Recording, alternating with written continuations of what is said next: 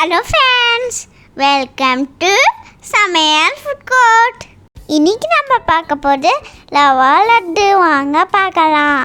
Hi friends, இப்போ நம்ம பார்க்க போகிற இந்த ரவா லட்டு நான் சொல்கிற டிப்ஸ் எல்லாம் நீங்கள் ஃபாலோ பண்ணி செஞ்சீங்கன்னா கரெக்டாக உங்களுக்கு ஒரு மாதம் ஆனாலும் கெட்டு போகாது. இப்போ நம்ம இந்த டேஸ்டியான ரவா லட்டு பார்க்குறதுக்கு முன்னாடி நம்ம சமையல் ஃபுட் கோர்ட் சேனலை சப்ஸ்கிரைப் பண்ணிவிடுங்க. கூடவே இருக்க பெல் ஐக்கானும் ப்ரெஸ் பண்ணிவிடுங்க. இந்த ரவா லட்டு ரொம்பவே சாஃப்டாக இருக்கும், அதனால் கண்டிப்பாக நீங்கள் ட்ரை பண்ணி பாருங்கள். இப்போ நம்ம வீடியோக்குள்ளே போகலாம். முதல்ல ஒரு பேன் நல்லா ஹீட் பண்ணிக்கோங்க. இந்த ஃபுல் ரெசிபிக்காக 1/4 கப் நெய் எடுத்திருக்கேன். நான் 1/4 கப் நெய்யில் பாதி மட்டும் இதில் சேர்த்துக்கிறேன். மீதி பாதி நெய்யை நம்ம அப்புறமா ஆட் பண்ணிக்கலாம். அடுத்தது நான் இன்றைக்கி 10 கிராம் முந்திரி இதில் சேர்த்துருக்கேன். நீங்கள் முந்திரி எவ்வளோ வேணால் சேர்த்துக்கலாம். இப்போ இந்த முந்திரியெல்லாம் நல்லா கோல்டன் ப்ரௌன் வர வரைக்கும் ஃப்ரை பண்ணிக்கோங்க. ஸ்டவ்வை மீடியம் ஃப்ளேமில் வச்சு ஃப்ரை பண்ணிக்கோங்க. அப்போ தான் முந்திரி இந்த மாதிரி உங்களுக்கு கோல்டன் ப்ரௌனில் ஃப்ரை ஆகும். அடுத்தது இதில் 10 கிராம் திராட்சை ஆட் பண்ணியிருக்கேன். திராட்சையும் நல்லா பொன்னிறமாகும் வரை நல்லா ஃப்ரை பண்ணிக்கணும். இதுவும் மீடியம் ஃப்ளேமில் வச்சு ஃப்ரை பண்ணிக்கோங்க. அந்த குட்டி குட்டி பபிள்ஸ் மாதிரி வரும் பாருங்கள், அப்போ நீங்கள் எதை வெளியே எடுத்துடலாம். அடுத்து அதே நெய்யில் 1 கப் ரவை நான் சேர்த்துருக்கேன். இப்போ நான் சொல்கிற மெஷர்மெண்ட் எல்லாமே 1 கப் ரவைக்கு எவ்வளோ முந்திரி, எவ்வளோ திராட்சை, எவ்வளோ நெய் நம்ம சேர்த்துருக்கோம், அது மட்டும் தான் கரெக்டான அளவு. இப்போ நம்ம ஆட் பண்ணியிருக்க இந்த ரவையெல்லாம் நெய்யில் நல்லா வறுத்துக்கணும். நம்ம எவ்வளோக்கு எவ்வளோ நெய்யில் வறுக்கிறோமோ அப்போ தான் நமக்கு டேஸ்ட் ரொம்ப சூப்பராக இருக்கும். ரவையை பாதி வறுக்கும் போதே நம்ம எடுத்து வச்சுருக்க நெய்யை இதில் இன்னும் கொஞ்சம் ஆட் பண்ணணும். நெய் சேர்த்து வறுக்கும்போது நமக்கு ரொம்ப வாசனையாக இருக்கும். அது மட்டும் இல்லை, நம்ம ரவா லட்டு 30 நாள் ஆனால் கூட கெட்டு போகாது.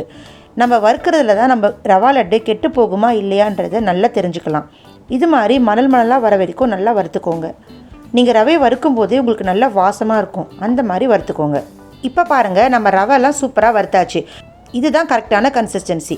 இது மாதிரி கரெக்டாக வறுத்துக்கோங்க. வறுத்துட்டு இந்த மாதிரி கொஞ்சம் நேரம் ஆற வச்சுடுங்க. அடுத்தது 1 கப் ரவைக்கு 3/4 கப் சர்க்கரை நான் இதில் சேர்த்துருக்கேன். நீங்கள் எந்த கப் எடுத்தாலும் சரி, ஆனால் கரெக்டாக அதில் 1 கப் ரவையும் 3/4 கப் சர்க்கரையும் சேர்த்துக்கோங்க. இப்போ இந்த சர்க்கரையெல்லாம் மிக்ஸி ஜாரில் ட்ரான்ஸ்ஃபர் பண்ணிவிட்டு நல்லா ஃபைன் பவுடராக இந்த மாதிரி அரைச்சிக்கோங்க. இப்போ பாருங்கள், நமக்கு சுகர் பவுடர் ரெடி ஆகிடுச்சு. அடுத்து இந்த சுகர் பவுடரில் நம்ம இந்த பவுலில் ஆட் பண்ணிக்கலாம். நீங்கள் சுகர் பவுடரை ஆட் பண்ணும்போது தான் உங்களுக்கு ரவா லட்டு ரொம்ப சாஃப்டாக இருக்கும்.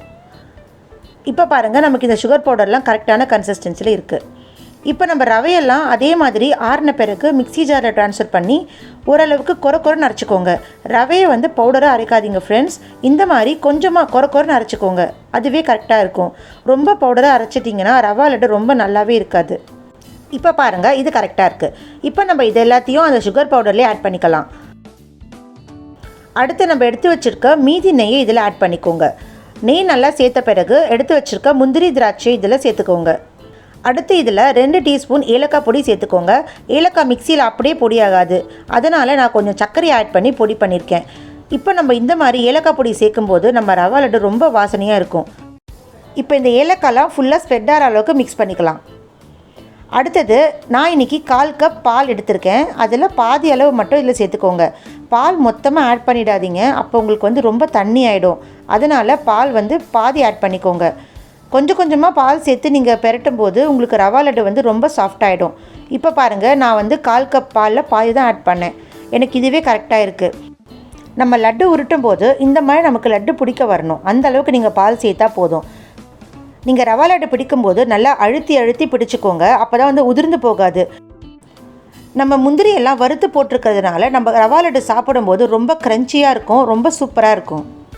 அவ்வளோதான் ஃப்ரெண்ட்ஸ், எவ்வளோ ஈஸியான சாஃப்டான ரவா லட்டு ரெடி ஆகிடுச்சின்னு பாருங்கள்.